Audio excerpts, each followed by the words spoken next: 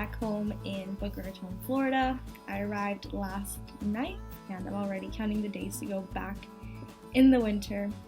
And so yeah, for this week's vlog, I just wanted to talk a little bit about my fall term and talk a little bit about what clubs and activities and sub-communities I've participated in so far.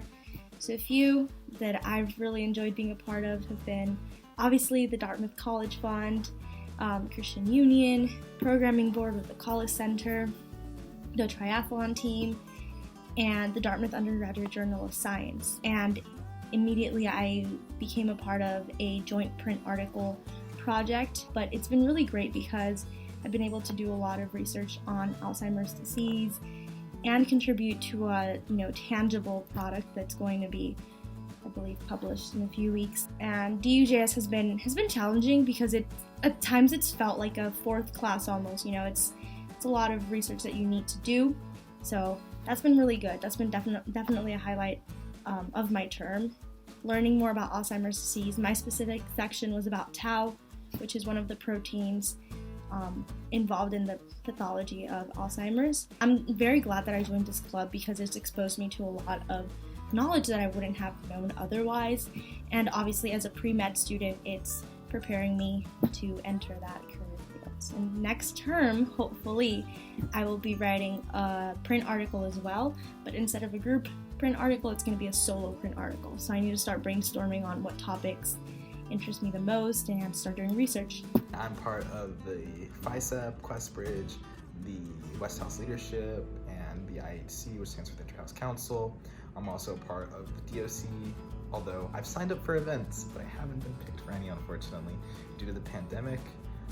You can apply to Dartmouth through QuestBridge, which is for low-income students, and then there's actually a club on campus that does community events and also sends out newsletters to kind of get you through the term. I fit into the community because the other people there, we kind of all relate to one another. We're able to understand each other in a way that a lot of other people at Dartmouth don't. And because of that, we become really good friends. We go to events together and different programming that Dartmouth sponsors. It's been very helpful, especially during the isolation, the 2-week quarantine period. And because a lot of activities at Dartmouth are limited, having a support group like that definitely helps. So the Women in Student Business is pretty much a group of women here at Dartmouth who are involved in the different student businesses here. So that could be the Grateful Dead Co. or the Vox Sportwear. And pretty much this community has been a different experience because even though a lot of the student businesses here on campus are largely owned by men, the Women in Student Business has kind of showed me that, even though they might be a small part of the business, that they actually are a larger part than you would have thought.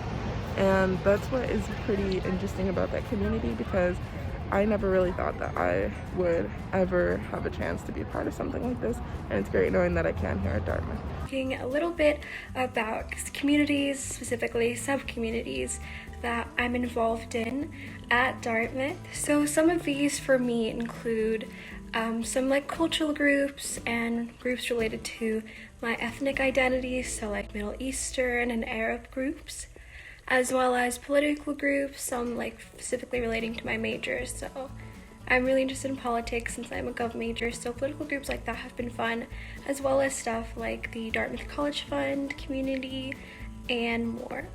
The most challenging yet rewarding to be in has to probably be some of the political groups, so that community that I'm in, just because it's usually a male-dominated space, so it's sometimes a bit difficult to really engage in discussions as much as I would like to, because to find the confidence there as one of the few girls in the group it's a bit hard, but it is really rewarding to work with such a great group of people who are really interested in politics just like me, and to learn a lot from each other. One community that I participate in at Dartmouth besides the DCF is the powerlifting club. I joined the powerlifting club when I was just a freshman, and thankfully it has been a great time of my life. One thing that is challenging about the powerlifting club is that it really makes you more outspoken and outgoing, which is something that I never considered myself, especially back in high school or any previous year in my life. One thing that is also unique about the powerlifting club is that it's made up of people who are not professional powerlifters, who are not very muscly and bulky. So it's not very intimidating and they really make you feel at home. On campus, I'm involved with the Undergraduate Journal of Science, the Dartmouth College Fund itself, and the Dartmouth in the business section, so the newspaper. The most rewarding and challenging sub-community I'm part of has been the Undergraduate Journal of Science. In the future, I do want to go into the sustainability management field, and being able to create new thoughts and perspectives as an undergraduate student and still get published is an extraordinary thing. But also the DCF, the DCF has helped me to establish connections with so many wonderful alumni, just like you watching right now, and being able to have me as part of their team. And that means a lot to me in my life at Dartmouth and beyond. I'm really thankful to everyone involved, and thank you so much for watching, guys. I'll see you next vlog. Take care.